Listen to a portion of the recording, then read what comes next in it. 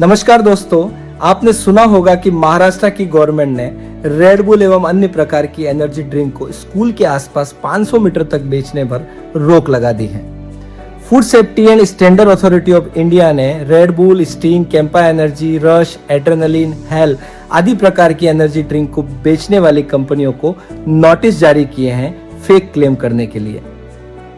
तो अचानक ऐसा क्या हुआ कि सालों से मार्केट में धड़ल्ले से बिकने वाली इस एनर्जी ड्रिंक के ऊपर सरकार को इतने सख्त कदम उठाने पड़े? क्या ये आपके बच्चों के लिए खतरनाक है? अगर हाँ, तो कितनी? बात करते हैं कि एनर्जी ड्रिंक होती क्या है। तो दोस्तों, ये कोई सॉफ्ट ड्रिंक बिल्कुल भी नहीं है। ये एक हाई कैलोरी वाली ड्रिंक है जिसके अंदर काफी ज्यादा मात्रा में कैफीन और शुगर होती है। इसका मुख्य उद्देश्य शॉर्ट टर्म के लिए आपकी बॉडी को एक्टिव और अलर्ट महसूस कराना होता है।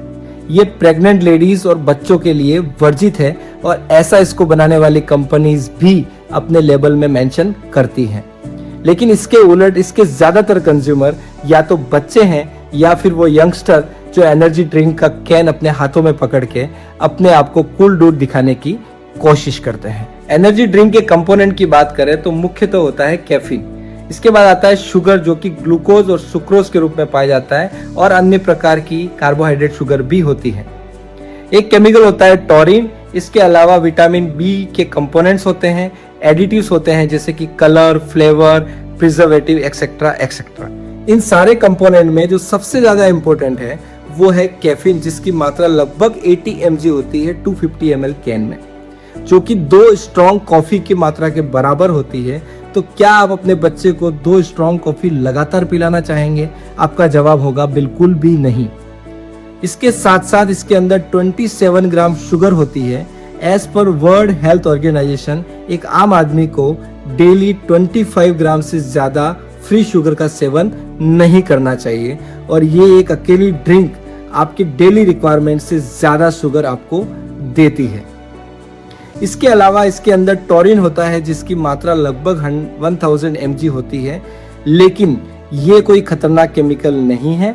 इसका आपके शरीर पे कोई भी नेगेटिव इफेक्ट नहीं पड़ता है। ये नेचुरली भी आपकी बॉडी के अंदर प्रेजेंट होता है। इसके अलावा विटामिन बी के कंपोनेंट और एडिटिव्स भी सीधा सीधा आपके शरीर पे कोई नेगेटिव इफेक्ट नहीं डालते हैं। सबसे इंपॉर्टेंट बात कि एनर्जी ड्रिंक का लगातार सेवन करने से शरीर पर क्या नुकसान होते हैं।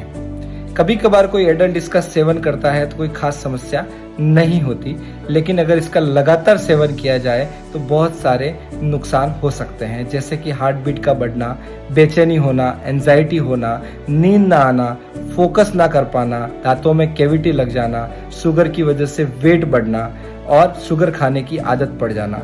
इस तरह के गंभीर कुप्रभावों को देखते हुए हम ये रिकमेंड करते हैं कि बच्चों को हमेशा एनर्जी ड्रिंक से दूर रखें। ये बच्चों के लिए बहुत ज़्यादा खतरनाक है और एडल्ट्स के लिए भी कोई हेल्दी चीज़ नहीं है।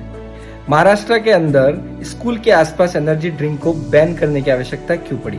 तो बेसिकली FDA और FSSAI की जांच में पाया गया कि एनर्जी ड्रिंक नाम की कोई कैटेगरी FSSAI के रेगुलेशन में है ही नहीं।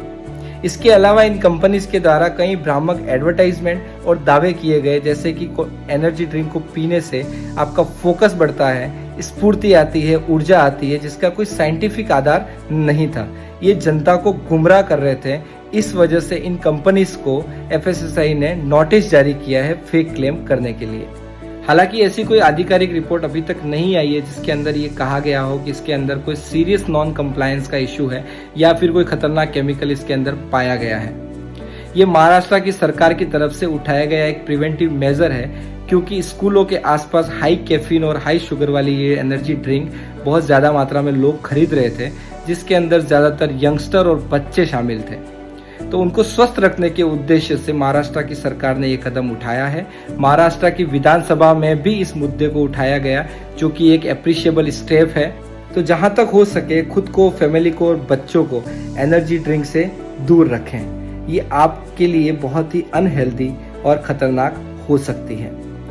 और इसी तरह के वीडियोस एंड अपडेट्स के लिए सब्सक्राइब करें मेरा चैनल डेयरी अनलॉक्ड।